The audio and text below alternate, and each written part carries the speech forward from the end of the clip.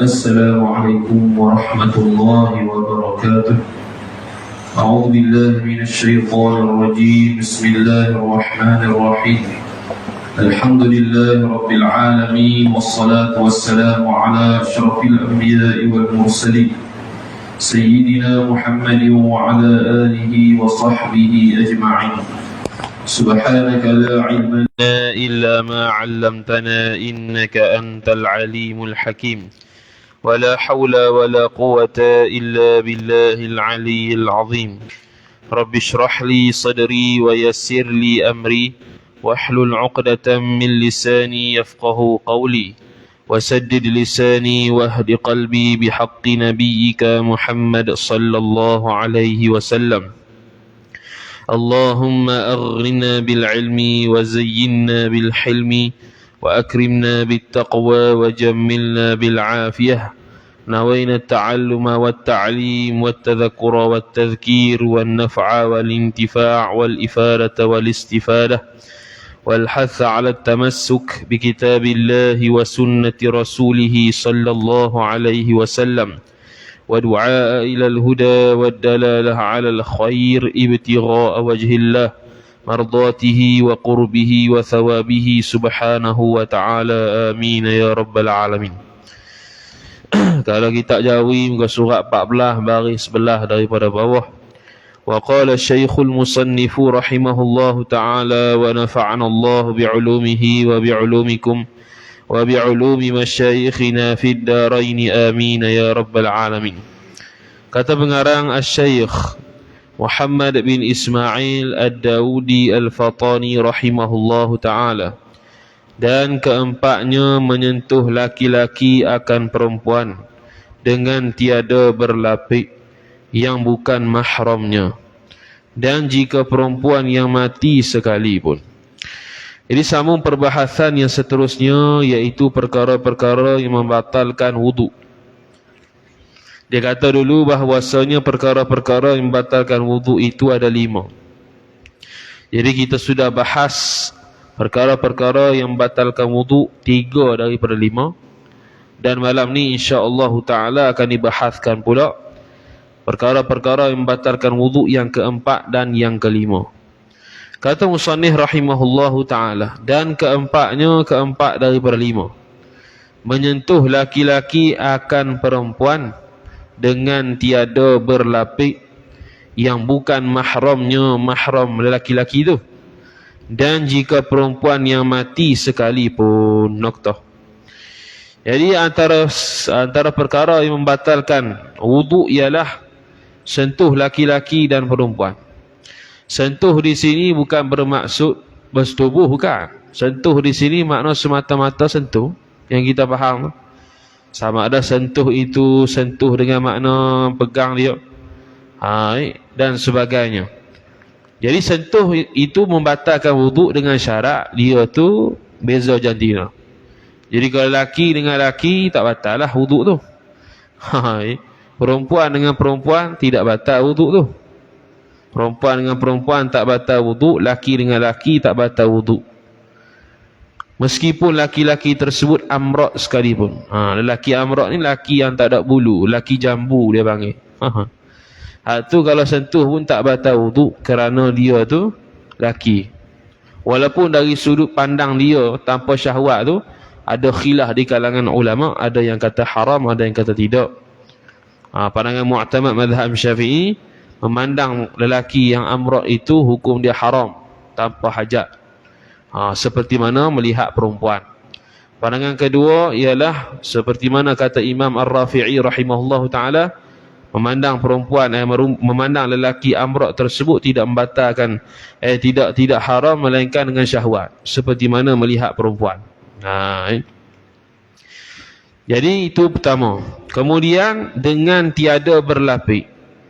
Kalau berlapik maka tak batal. Berlapik itu tak syarat tebal, walaupun nipis setipis tisu sekalipun dia panggil berlapik, maka tidak batal lah wuduknya. Tapi kalau dia sentuh tu mubasyaratan, iaitu kulit dengan kulit, sama ada kulit tangan dengan kulit kaki, Kulit badan dengan kulit tangan dengan kulit tangan dan sebagainya, asalkan kulit, maka batal air semayang dia tanpa lapik. Termasuklah kulit tersebut ialah lidah. Termasuklah kulit tersebut ialah lidah, kerana lidah tu dia panggil mazinnatus syahwah, tempat untuk bersyahwat juga. Maka bila sentuh isteri bila sentuh perempuan punya lidah, sama ada isteri ataupun tidak, batal air semayang laki-laki tu. Begitu jugalah perempuan menyentuh lidah suami dia ataupun yang bukan suami dia, batal juga air wuduk dia. Cuma bezanya ialah haram tak haram lah. Kalau sentuh isteri tu tak haram, kalau sentuh yang bukan isteri tu haram. Itu ya. Dua-duanya sama dari sudut batal wuduk. Jadi isteri pun sama, yang bukan isteri pun sama. Itu pandangan mazhab Asy-Syafi'i. Jadi sentuh isteri hukum dia batal atas pandangan mu'tamad. Sentuh orang lain yang perempuan, begitu juga batal kalau tanpa berlapik atas pandangan mu'tamad. Pandangan kedua dalam mazhab Syafi'inya ialah orang yang memegang itu yang batal, orang yang disentuh tu tak batal. Itu biasanya kita pakai ketika melaksanakan haji dan umrah. Pandangan kedua dalam mazhab Syafi'i. Dan pandangan mazhab lain yang mengatakan sentuh kalau tanpa syahwat tak batal. Itu kalau mazhab lain. Kalau dalam mazhab kedua, mazhab Syafi'i, walaupun dhaif, pandangan tersebut digunakan pakai kadang-kadang ketika untuk melaksanakan umrah dan haji. Kerana ketika kita melaksanakan umrah dan haji itu, kita akan bersentuhan dengan ramai orang. Sama ada perempuan ataupun lelaki. Dia bukan buat asing pun. Campur habis. Kalau dia buat asing, senang lah. Tak boleh, tak ada nak buat asing sebab terlalu ramai. Jadi ketika itu kita ambil pandangan yang mengatakan orang yang menyentuh batal, orang yang disentuh tak batal. Kita tak batal lah sebab kita disentuh. Orang lain yang menyentuh, melainkan kita saja bersentuh. Tu tak boleh lah tu.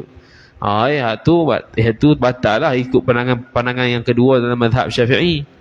Dan tetap tidak batal kalau tidak ada syahwat menurut mazhab Maliki dan sebagainya. Adapun mazhab Abu Hanifah, mazhab Hanafi lagilah. Dia bersetubuh baru batal. Tu. Pegang tak batal lagi. Peluk pun tak batal lagi. Bersetubuh baru batal. Tu tak ada berlapik. Lagi pula yang bukan mahramnya, mahram laki-laki tu. Kalau ada hubungan mahram, sentuh peluk macam mana pun, tak batal. Jadi mahram ni kalau dalam bab munakahat sabit dengan 3. Pertamanya keturunan, yang keduanya ialah susuan, yang ketiganya dengan sebab perkahwinan. Atau bahasa lain, bahasa Melayunya persemendaan. Cara sebut belit itu.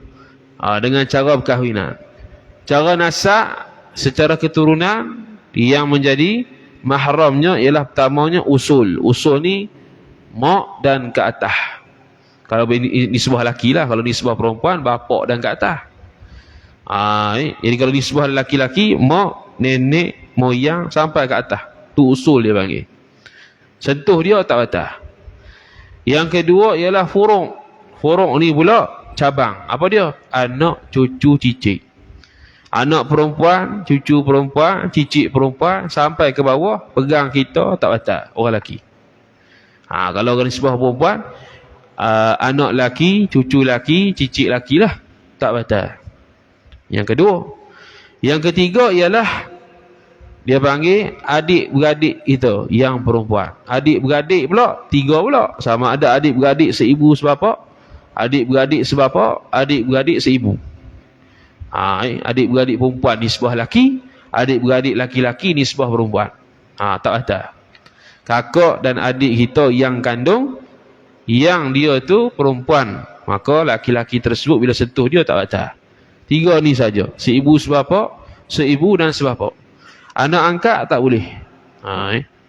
Anak angkat tak boleh. Selain daripada 3 ni, tak dipanggil sebagai anak atau tak dipanggil sebagai adik-beradik yang seibu sebapak, yang sebapak atau seibu. Kalau selain daripada 3 ni, walaupun dipanggil adik-beradik, dia bukan adik-beradik mahram. Contoh ada anak angkat. Pak kita ambil anak angkat. Jadi anak angkat tu seibu sebapak. Bukan. Seibu bukan. Sebapak bukan. Maka dia bukan mahram. Tu. Jangan silap faham. Jadi kadang-kadang ada juga. Contohnya dia kahwin tak ada anak, lepas tu dia ambil anak angkat daripada kecil lah. Dia pun bela sampai ke membesar. Bila dia membesar tu, mak tu dengan dia tu bukan mahram dah. Tu ni panggil akibat ambil anak angkat dalam keadaan tak tahu hukum. Ini jahil dalam bab hukum. Maka kalau sentuh dia, haram satu. Sentuh dia, batal ismayang satu. Tengok dia tanpa syahwat, tanpa hajat, haram. Mana cerita? Tu siapa dia tu? Anak angkat. Anak angkat dia bukan mahram. Walaupun dia panggil anak sekalipun. Kerana dia bukan dah hasil daripada kandungan kita sendiri. Dan adik-beradik pula bukan anak angkat tersebut abang kandung atau adik kandung, bukan. Ataupun kakak kandung, bukan. Jadi adik-beradik tu 3. Kemudian yang seterusnya ialah dia panggil hawashi. Hawashi ni ialah mak saudara nisbah laki, mak saudara sebelah pak, mak saudara sebelah mak. Mak saudara sebelah pak, mak saudara sebelah mak. Nisbah orang laki lah. Nisbah orang perempuan, bapak saudara sebelah bapak, bapak saudara sebelah mak. Bapak saudara ni maksudnya adik-beradik pak kita lah. Jadi tu pak saudara. Tu pun kena terang juga. Sebab kadang-kadang panggilan kita tu takut memberi waham. Kita panggil makcik dah. Rupanya dia bukan makcik mahram yang mak saudara tu. Rupanya makcik asing. Ada juga macam tu. Ni set-set keluarga kita ni. Set-set keluarga kita. Keluarga kita ni 7 ya mahram. Sikit ya kalau tak 7 pun. 7 ni nisbah bilangan saja. Yang tadi kita kata usul, iaitu mak, nenek atas. Lepas tu puruk iaitu anak cucu cicit. Kemudian adik-beradik kita seibu sebapa atau sebapa atau seibu. Kemudian yang seterusnya mak saudara kita belah pak, mak saudara kita belah mak. Sama ada mak saudara belah bapa dan ibu itu seibu sebapa atau seibu dengan pak kita. Dengan mak kita. Itu ialah mahram dengan nasab. Hak lain tak ada, hak lain bukan mahram dah. Apa lagi? Sepupu bukan mahram. Sepupu bukan mahram. Sepupu tu ialah anak bagi pak saudara kita. Itu bukan mahram.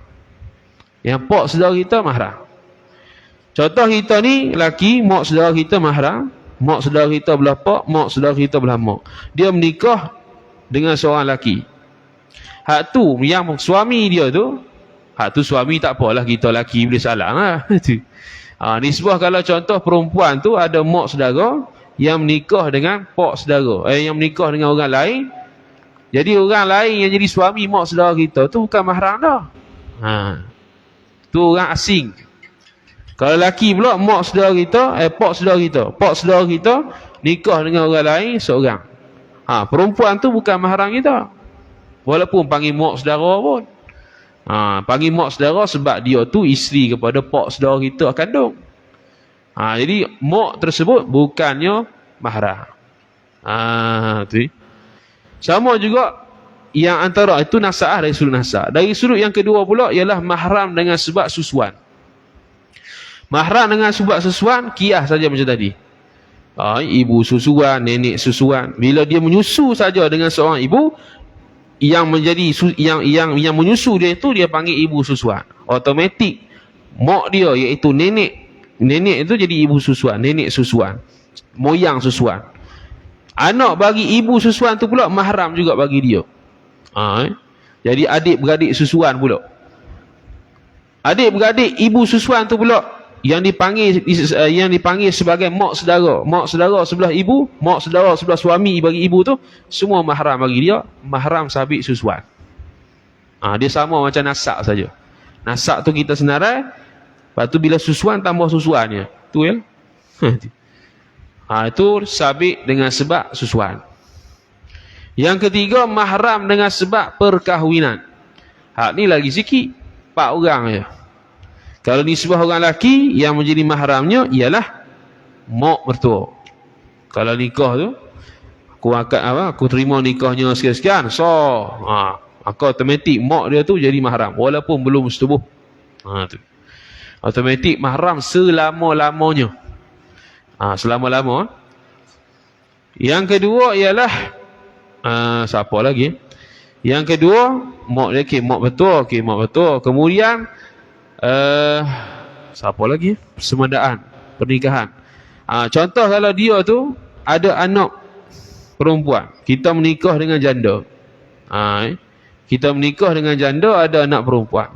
Maka anak perempuan tersebut menjadi mahram kepada kita dengan syarat bersetubuh dengan isteri tu. Tu syarat pula. Mana selagi kita tak bersetubuh dengan janda tersebut yang ada anak perempuan tu, maka anak perempuan tu boleh kita kahwin, lepas kita cerai isteri kita tu. Tu hukum dia. Tu.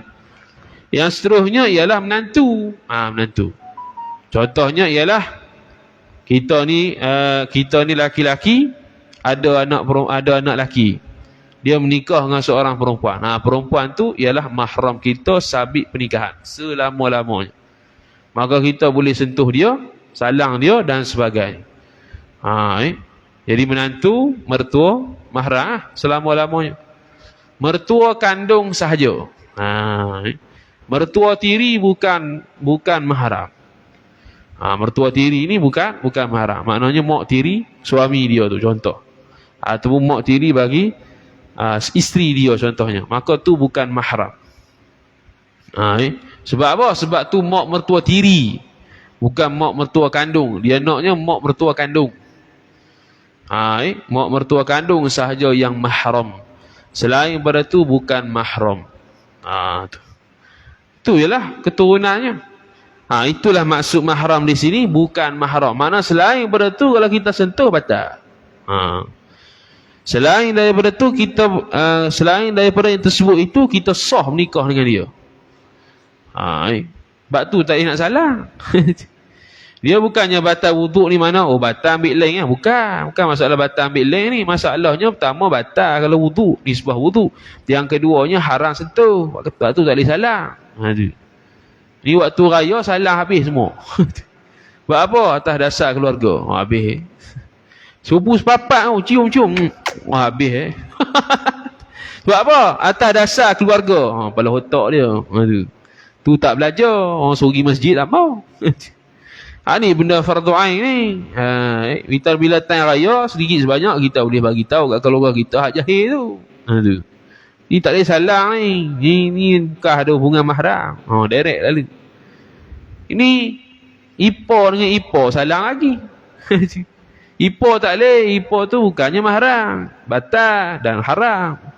Hari raya selamat hari raya lah. Maaf zahir batin. Peluk lah orang tu ipa tu.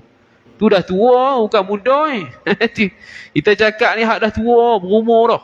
Udia lah. Dah nak mati kau jahil lagi. Tu bahasa kasar tu. Dah nak masuk kubur dah. Ni dia jahil lagi bab tu, bab fardu ain.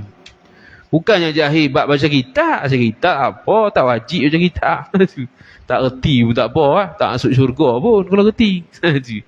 Hak tu bab berkaitan syurga neraka dia. Hari-hari duk dengar ceramah, kiamat lah. Ceramah rajin lagi. Tapi bab fardu ain tak lepas. Sebab apa? Tak reti mana fardu ain, mana tak. Sebab tu jangan suka dengar ceramah sangat. Ceramah tu hiburan hati apa namanya. Jadi ceramah ni dia bukan benda yang kena atas kepala batang hidung kita. Sebab dia bukan fardu ain, dia sekadar cerita pasal orang. Kita pun gelak. Tambahlah hak sedap pula. Sedap gelak. Tapi kalau fardu ain, bak kena batang kepala hidung, kena batang hidung, siap ah. Allah, selama ni silap aku sembahyang. Macam mana? Kena qada apa lagi?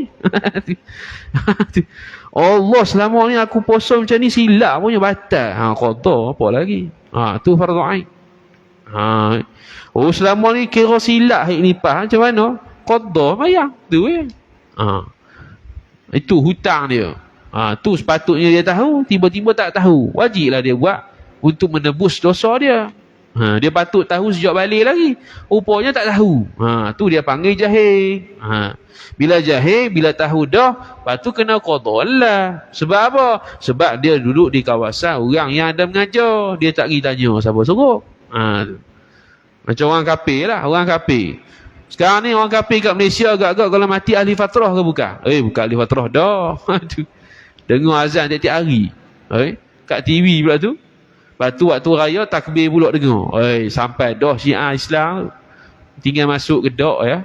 Tak masuk, kafir masuk neraka. Tu. Tu kalau nisbah kafir.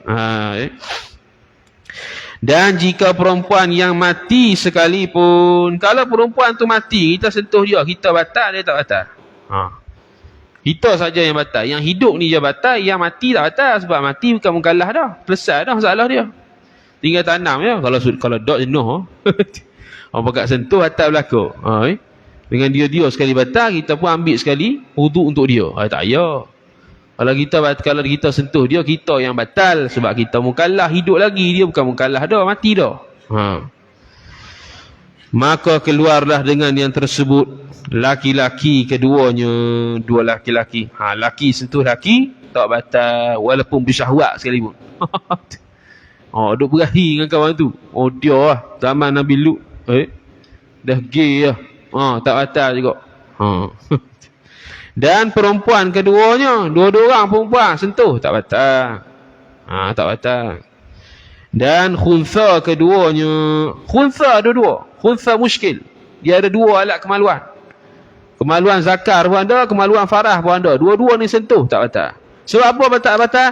Sebab ada kebarangkalian. Salah satu tu laki, salah satu tu perempuan. Ada kebarangkalian ni syok. Bila syok tak batal. Gitu. Dia ada satu kaedah, la naslubut tahuriyata bisyaki. Ulama fiqh tidak akan menafikan kesucian sesuatu dengan syok.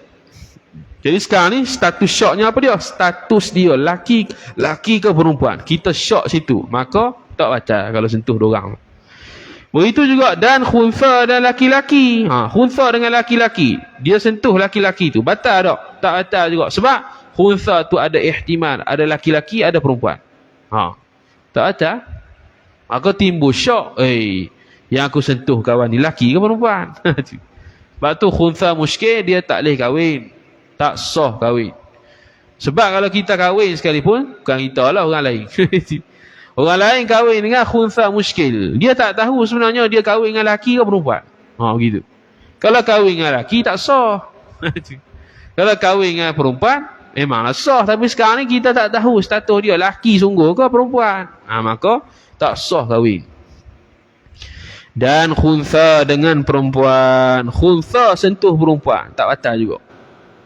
Khunsa sentuh perempuan tak batal juga. Sebab apa? Sama macam tadi, ada kebarangkalian khunsa muskil itu laki, ada kebarangkalian khunsa muskil itu perempuan. Maka timbul syok. Bila timbul syok, syok tidak dikira untuk membatalkan wuduk seseorang. Ini dari sudut jantina ni sama juga, apa-apa yang menjadi syok, maka dia tidak dikira kalau dia boleh menafikan kesucian sesuatu. Maka dia tidak dikira. Habis. Kemudian kata musannif rahimahullahu ta'ala, dan tiada batal wuduk dengan menyentuh akan rambut dan gigi dan kuku, yakni kuku perempuan tu. Contoh kita ni sentuh rambut perempuan tak batal. Rambut perempuan tak batal, gigi perempuan tak batal, kuku perempuan pun tak batal kot. Tu. Tak batal berlaku, tak batal berlaku. Sebab apa? Tak dikira sebagai kulit. Rambut bukan kulit, gigi bukan kulit, kuku pun bukan kulit. Tapi sentuh lidah batal. Mata, biji mata batal. Tu. Satu lagi yang tak batal ialah sentuh jin betina. Kalau atas pandangan mengatakan tak sah kahwin dengan jin. Tu. Kalau atas pandangan mengatakan sah kahwin dengan jin, batal juga. Tu. Nikah dengan jin ni khilaf ulama. Boleh ke tak? Bukan suruh nikah ni. Nak kata hukumnya boleh ke nikah dengan jin ni? Khilaf ulama. Ada yang kata boleh, ada yang kata tak boleh. Atas pandangan yang katakan tak boleh, maka tak batal pegang jin betina. Pegang macam mana pun. Atas pandangan yang kata boleh, maka jin betina kalau sentuh batal. Sebab dia boleh nikah. Tu. Dan dikehendaki dengan laki-laki dan perempuan itu, yang kata batal ni, yang sudah sampai had syahwat. Sampai had syahwat tu pada uruf, pada kebanyakan orang. Pada kebanyakan orang, tengok-tengok sekitar umur ni orang boleh dah naik syahwat. Dia tak tunggu balik. Kadang-kadang ada istilah dalam ulama fiqh dia panggil murahiq. Murahiq ni ialah orang yang tak mimpi keluar air mani, tapi dia hampir nak balik cukup 15 tahun. Tu. Tak tunggu balik. Mana dia ada syahwat dah pada uruh ni, sepatutnya dia boleh bersyahwat dah dengan berlainan jantina. Tu dia panggil orang normal. Kalau pegang aku tak naik. Bukan masalah naik tak naik dah. Masalah mu nak tak normal. Mati pucuk lah kot. Tu. Ataupun dia tu umur 4 tahun dah sting dah. Tu lagi teruk. Tu. Hak tu luar adat juga. Jadi dia kira hak uruf. Hak normal kebiasaannya berapa? Contoh 12 tahun. 12 tahun, 13 tahun normal. Dah tu ada syahwat. Okey, walaupun tak balik lagi. Tu habis. Kemudian kata musannif rahimahullahu taala, dua-dua tu mestilah orang panggil pada tabiatnya, tabiat yang sejahtera, orang yang normal dah sampai syahwat. Dua-dua tu bersentuhan baru batal. Mana kalau sentuh budak-budak yang tak sampai kepada hak syahwat pada uruh, tak batal. Dan dikehendaki dengan mahram mereka yang haram nikahnya mereka dengan nasak, yakni dengan sebab nasak atau menyusu atau dengan berambil-ambilan. Ambil-ambilan ni menikah seperti menantu dan mertua. Menantu dan mertua tu tu mentua, tak apalah ikut dia. Menantu dan mentua, yakni mertua. Jadi mahram jangan kata muhrim. Muhrim lain, mahram lain. Muhrim ni kena kepada orang yang berihram. Itu dia panggil muhrim. Zaman dulu orang ikut Indonesia panggil muhrim. Muhrim tu orang berihram. Orang yang haram nikah tu dia panggil mahram. Mahram ni pula yang haram nikah ada bahagi dua pula. Mahram mu'abbad, mahram mu'aqqad. Mahram mu'abbad ni maksudnya ialah selama-lamanya haram sampai kiamat. Contoh hak tadi tu. Hak tu haram selama-lamanya sampai kiamat. Ada yang kedua mahram muaqqat. Mahram sementara. Mahram sementara ni ialah sekarang ni haram, nanti akan datang tak haram. Contohnya kita menikah dengan seorang perempuan, ada adik perempuan 8 orang. Contoh tu.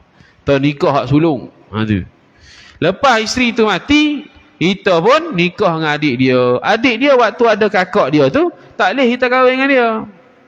Tu dia panggil mahram muaqqat. Tapi tak boleh sentuh adik dia sebab ipar.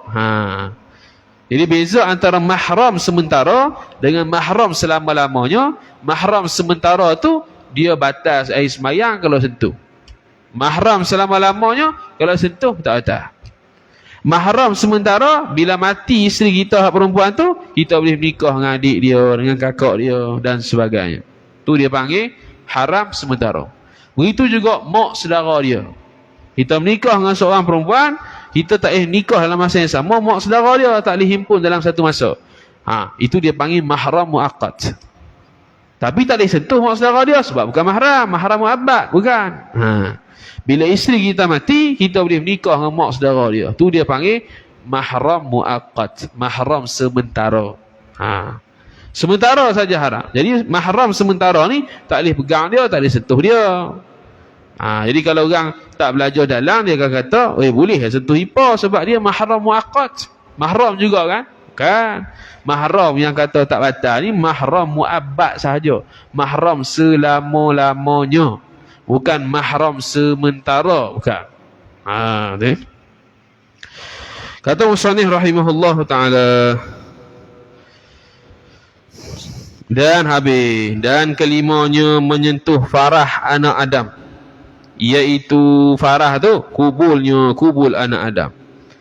Jadi antara perkara yang batalkan sembahyang yang terakhir ialah menyentuh farah. Menyentuh farah yang kata batal ni menyentuh dengan tangan. Tapak tangan ni. Hak ni batal. Menyentuh dengan zahir tangan yang belakang ni tak batal. Hak ni saja, tapak tangan batal. Sentuh di kemaluan, sama ada laki-laki atau perempuan, sama ada diri sendiri atau orang lain. Tu. Batal belakang.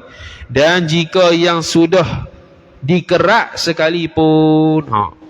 Kalau dah kerak, contoh zakat, kawan tu aksiden terpelanting zakat dia, terputus. dan ada bentuk zakar lagi, kita sentuh, batal. Tapi kalau dah hancur, dia accident, terputus zakar, hancur zakar tu, tak nampak nama zakar pun, kita sentuh tak batal. Tu. Jadi yang kata yang terpotong batal ni ialah kalau masih ada bentuk. Kalau tak ada bentuk dah, hancur lebu dah, tak batal. Tu yang kerja dia. Habis. Sekira-kira dinamakan farah. Tu dia panggil gambaran kata zakar yang sudah dikerak ataupun farah yang sudah dikerak masih ada nama, kita sentuh batal. Kalau tak ada lah nama tu, dah hancur lebu dah, tak panggil farah dah, tak panggil zakar dah, sentuh pun tak batal. Dia panggil bersentuh daging je lah. Contoh yang batal tu dengan tapak tangannya, tapak tangan seorang. Tapak tangan nak pastikan kita batal tu, yang kata batal tu, kita ambil tapak tangan, dua tapak tangan ni, tekuk. Yang bertemu antara dua tapak tangan ni, inilah dia panggil perkara yang boleh membatalkan wuduk kalau sentuh zakar. Maknanya kalau sentuh zakar gini, tak batal. Tepi. Atau hujung ni, tak batal. Sini pun tak batal juga. Jadi yang bertemu antara dua tapak tangan ni, hak inilah yang sentuh zakar atau farah, batal. Yang selain daripada tu, tidak batal. Kemudian, sekira-kira habis. Maka farash pada laki-laki sekalian zakarnya, zakar laki-laki, tiada tempat yang tumbuh bulu. Noktah. Okey, bagi untuk farah laki-laki, kat mana yang kata batal? Batang tu lah. Bukan pada bulunya. Ini atas pandangan mu'tamad. Jadi kalau kita sentuh bulu di kemaluan tu, sunat saja ambil wuduk. Tu. Sentuh bulu ni, sentuh bulu di kemaluan tu, di zakar tu, tak atas tu lah. Hak tu sunat saja ambil wuduk, tak wajib kerana tak batal. Tu. Yang batalnya pegang batang tu dengan tapak tangan, batal. Pegang sentuh bulu, tak batal. Tapi sunat ambil wuduk. Tu disebut dalam kitab Hasyiah I'anatul Talibin. Tu. Kemudian kata musannif rahimahullahu ta'ala, dan pada perempuan dua bibirnya perempuan yang bertangkuk. Kalau farah perempuan pula, dua bibir perempuan bertangkuk, dia sentuh di tempat tengah-tengah tu, tu batal. Dan daging yang tumbuh di atas farah atas qaul yang mu'tamadnya pada Syekh Ramli. Menurut Syekh Ramli kata, kalau ada daging tumbuh atas farah, contohnya, dia buat taswir masalah, buat contoh lah. Kalau ada ketumbuhan daging di atas farah, sentuh situ batal tak? Batal juga. Sebab dikira bahagian daripada farah. Atas pandangan mu'tamad Syekh Ramli. Depan ni je. Belakang tak batal, celah-celah tak batal, ujung ni tak batal. Yang bertemu je lah sebab tu buat begini. Jadi macam ni. Ni yang batal. Yang sentuh antara ni batal. Kemudian kata musannif rahimahullah ta'ala, tiada tempat yang tumbuh bulunya, bulu farah. Sama ada farah diri seorang atau orang lain. Jadi kalau sentuh bulu dengan tapak tangan tak batal. Cuma sunat saja ambil wuduk semula. Sunat. Bukan batal. Ulang banyak kali tu. Sama jugalah pegang. Kalau perkara lelaki tu pegang batu dia, tak batal juga. Zakar sahaja batal. Zakar sahaja yang batal. Kemudian kata musannif rahimahullahu ta'ala, atau orang lain habis. Sama ada laki-laki ataupun perempuan. Kecil ataupun besar. Kecil ni budak kecil ataupun dewasa. Kita pegang zakar anak kita yang baru 2 bulan. Sama juga batal. Kita yang batal, dia buat apa nak batal? Dia tak semayang pun. Kita yang batal, kita yang batal. Sama ada hak dewasa ataupun yang masih bayi. Laki-laki ataupun perempuan. Jadi kalau kita ada anak laki-laki seorang, anak perempuan seorang, dua-dua bayi, kita sentuh dia punya kemaluan, batal semayang. Batal air semayang. Kalau jatuh tahi cicak tu tak batal wudu, batal mayang ya. Tahi cicak jatuh dekat tempat kita semayang ataupun dekat badan kita, wudu tak batal. Yang batalnya ialah semayang saja. Tak ada pun dalam perkara-perkara yang membatalkan wudu ialah kena najis, tak ada. Kena najis tu batal semayang saja, bukan batal wudu. Wudu tak batal weh. Tu. Yang hidup atau yang mati. Kita ni sentuh orang yang hidup, berlainan jantina ataupun yang mati. Yang farah tu lah. Pegang farah orang mati, batal. Pegang farah orang hidup, batal juga. Batal belaka. Dan duburnya tu atas pada farah. Kubur tu apa dia? Farah tu apa dia? Farah ni termasuk kubur dan dubur. Tu dari sudut bahasa. Dari sudut bahasa, farah ni termasuk kubur dan dubur. Sentuh dubur pun batal juga. Yakni menyentuh halaqah dubur anak Adam. Bulat tu. Pergi tengok cermin sendirilah. Kalau tengok. Hak bulat tu, sentuh situ, batal.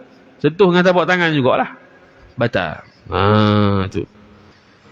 Kemudian kata musannif rahimahullahu ta'ala, dan dikehendaki dengan tapak tangan itu, iaitu tapak tangan dengan segala perut anak jari. Perut anak jari ni, batin dia panggil. Ni zahir dia panggil, ni batin. Perut anak jari. Kemudian, dan tiada batal wuduk menyentuh dengan tepi tapak tangan. Tepi tapak tangan. Tak batal belaka. Sebab ni bukan tempat yang boleh bersentuhan dengan apabila bertangguk dua tangan. Dan segala kepala anak jari. Kepala, ujung. Ujung jari pun tak batal juga kalau sentuh. Dan barang yang antara jari, iaitu ni dua jari ni lah. Tadi tu tepi. Ni tak batal. Antara dua jari pun tak batal juga. Habis. Sekaliannya, antaranya, dan barang yang antaranya. Lepas tu sekaliannya, gitu. Ke apa? Sekaliannya kemudian daripada hantar yang sedikit. Gitu. Dan barang yang antaranya, antara jari, sekaliannya jari, kemudian yang ini selepas daripada hantar yang sedikit. Hantar yang sedikit ni maksudnya tekan sikit. Jangan tekan sangat, tekan sikit je. Yang tekan kena banyak bila kita bertemu dengan ibu jari. Hak ni tekan banyak. Hak ni tekan sikit saja. Yang kena itulah bila kita sentuh dengan kawasan tu batal. Supaya kalau kita tekan banyak, akan jadi banyaklah tempat yang batal semayang tu kalau kita sentuh. Jadi sentuh sikit je. Nak tengok dobek ataupun cara nak tengok sentuh bahagian mana yang batal. Kena tekan sikit je. Jangan tekan sangat jadi banyak pula kawasan tu. Habis babul ghusli wallahu ta'ala a'lam. A'udzubillahi minasyaitonir rajim. Bismillahirrahmanirrahim. Alhamdulillahirabbil alamin. Wassalatu wassalamu ala asyrafil anbiya'i wal mursalin sayyidina Muhammadin wa ala alihi wa sahbihi ajma'in.